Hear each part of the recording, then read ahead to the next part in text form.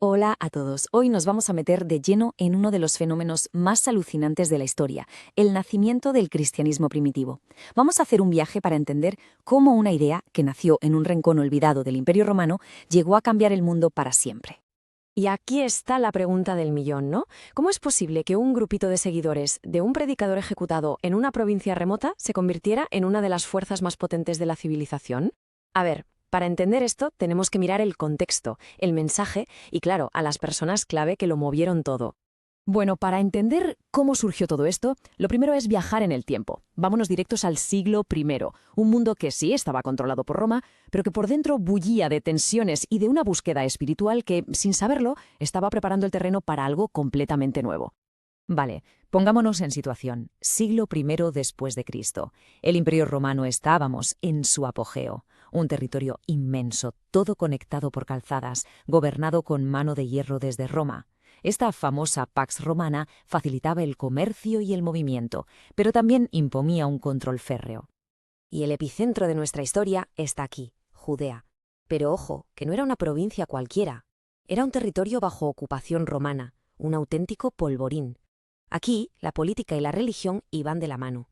Y muchísima gente esperaba la llegada de un Mesías que los liberara. Imaginemos ese ambiente. Era una mezcla explosiva. Judíos, romanos, griegos, todos juntos, pero no revueltos. Los roces con las autoridades de Roma eran el pan de cada día, y esto, pues, alimentaba el auge de movimientos mesiánicos que prometían un cambio radical.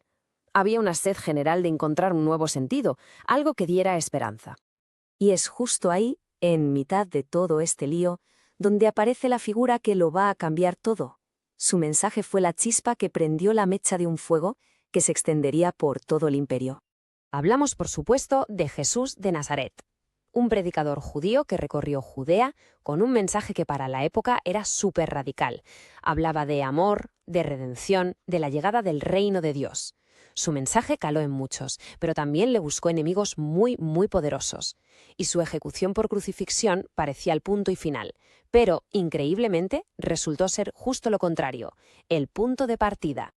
Claro, con el líder ejecutado lo lógico es pensar se acabó, ¿no? Que el movimiento se disolvería. Pero, ¿cómo es posible que no solo sobrevivieran, sino que empezaran a organizarse y a crecer de una forma que nadie esperaba? Pues aquí viene la clave de todo, el verdadero giro de guión, la fe, la convicción total de sus seguidores de que había resucitado. Esto fue el motor, la energía que lo cambió absolutamente todo. Les dio un propósito brutal y la fuerza para crear las primeras comunidades y empezar a correr la voz. Y la expansión fue, de verdad, rapidísima. O sea, en apenas 20 años, ya vemos comunidades no solo en Jerusalén, sino en ciudades clave como Antioquía o la mismísima Roma. Momentos como el Concilio de Jerusalén y, sobre todo, los viajes de Pablo fueron decisivos en esta primera etapa. ¿Y quiénes movían los hilos al principio? Pues teníamos a figuras como Pedro, considerado la roca de la comunidad de Jerusalén, también Jacobo, que era el hermano de Jesús nada menos, y que mantenía ese puente con las raíces judías. Y súper importante, no nos olvidemos del papelón de las mujeres, como María Magdalena, que fueron esenciales desde el minuto cero para transmitir la fe. Y todo esto nos lleva a una figura que para muchos historiadores es el verdadero arquitecto, sí, la palabra es esa, el que diseñó el cristianismo para que fuera una religión global, Pablo de Tarso.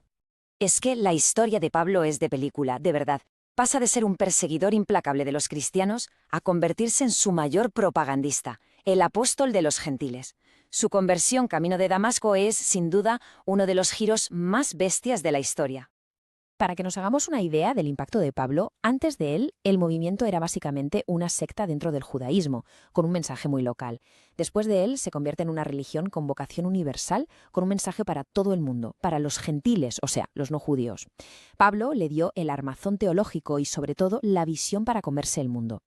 Y una decisión práctica, pero absolutamente crucial que impulsó Pablo, fue la del Concilio de Jerusalén. Al quitar la obligación de la circuncisión para los conversos no judíos, es que derribaron un muro cultural gigantesco. Eso literalmente abrió las puertas de par en par al resto del imperio. Pero claro, la historia nunca es tan simple. Y aquí es donde se pone interesante, porque el mundo académico sigue dándole vueltas a cómo fue realmente todo esto, y si siempre hubo una única versión. Y esto nos lanza una pregunta que es bastante provocadora y que divide a los expertos. A ver, ¿quién fue el verdadero fundador del cristianismo? ¿Fue Jesús con su mensaje original, o fue Pablo, que lo cogió, lo reinterpretó y lo lanzó al mundo. Básicamente, hay dos grandes teorías sobre la mesa. Por un lado, están los que dicen que Pablo es el fundador de facto, que él transformó las enseñanzas de un maestro judío en una religión nueva. Por otro lado, hay quien piensa que fue un proceso más de mezcla, de sincretismo, donde se fusionaron las tradiciones judías con la filosofía griega y con otros cultos que estaban de moda en el imperio. La verdad, como casi siempre, seguramente esté en algún punto intermedio. Pero bueno, independientemente del debate, el resultado final es indiscutible. Este pequeño movimiento que empezó en un rincón del imperio acabó por darle la vuelta al mundo como un calcetín. Y si buscamos un momento que simbolice esa victoria total, es este, el siglo IV. En poco más de 300 años, lo que era una secta perseguida se convierte en la religión oficial del mismo imperio romano que los había machacado. Paremos un segundo a pensar en la magnitud de esto. Es una de las transformaciones más brutales de la historia. Y su legado lo impregnó todo. En lo social, crearon redes de caridad, hospitales, escuelas, algo que no se había visto a esa escala. En lo cultural es que es imposible entender la ética, el derecho o el arte de Occidente sin ellos. Y su propia identidad, que se forjó en la solidaridad durante las persecuciones, les dio una fuerza y una cohesión que los hizo imparables. Y cerramos con una reflexión final. La historia del cristianismo primitivo es la prueba de cómo una idea que nace en los márgenes, que parece insignificante, puede acabar cambiando el curso de la historia. Y esto nos obliga a preguntarnos, de todas esas ideas que hoy vemos como raras, como marginales, ¿cuál podría ser la que esté definiendo el mundo dentro de 300 años? Ahí queda la pregunta. Hasta la próxima.